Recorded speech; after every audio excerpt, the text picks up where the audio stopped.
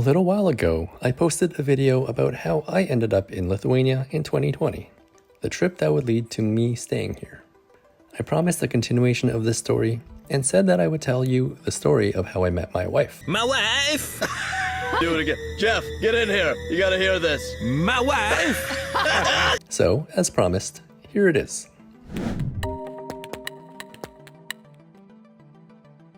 Maybe I should make this video for my future child, and then I could call it How I Met Your Mother. But apparently, this title already exists, so I guess I'll stick with My Lithuanian Love Story. I'll just note here that I'm still trying to remain semi-anonymous, so I'll just refer to my wife with one of the more popular Lithuanian female names, Lina.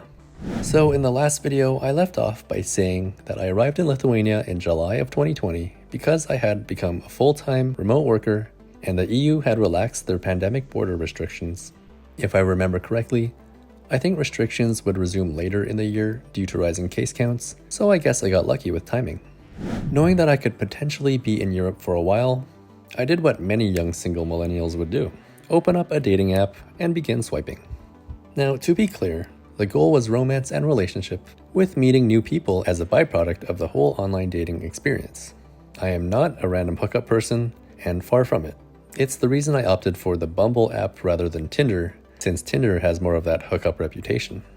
With my wife's permission and clearance, I'm able to tell you that I matched up with a few really nice people almost right away. Honestly, it's not something I had experienced in other cities, so I'm not sure about the reason behind this surprising difference. Perhaps everyone was overly bored from staying home during that pandemic? Whatever the case, I think I had 4 first dates after a week or two. And again, I say this because it's very odd and uncharacteristic of my entire life up until that point. Lina would be one of those matches and dates. As I've told her and many of our other friends, I wasn't expecting that particular date to go anywhere.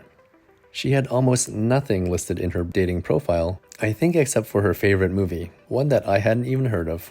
Honestly, I normally just swipe past these empty profiles, but I don't know, maybe my finger just slipped. But there seems to be a bit of luck on the other end too. Lina decided to get Bumble on a whim to avoid boredom from quarantine lockdowns and having nowhere to go. So I guess it all worked out magically, didn't it? Our first date was pretty simple. We met at the cathedral and went for a walk around the old town with some ice cream in hand. Later on, we would go to Taluti for a late lunch.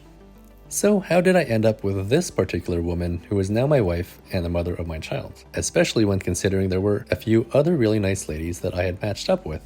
Well, simply put, the chemistry was better with her than with everyone else. Not just the times we met up, but also all the time in between. We would check in with each other to see how our days went, and we would share funny gifs and memes, and it was just clear that she was someone who knew how to communicate and maintain a relationship. Plus, I told her I was going to be a famous YouTuber one day, and, well, that was probably what sealed the deal. I'm just kidding.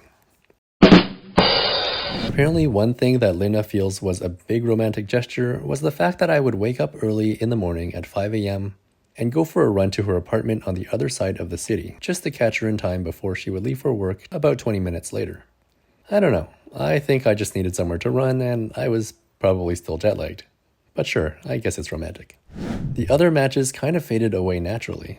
Well, one just disappeared after the first date and didn't respond to my follow-up message. Was it slightly satisfying that she messaged me a year later to ask to hang out? No. Okay, yeah, but only slightly.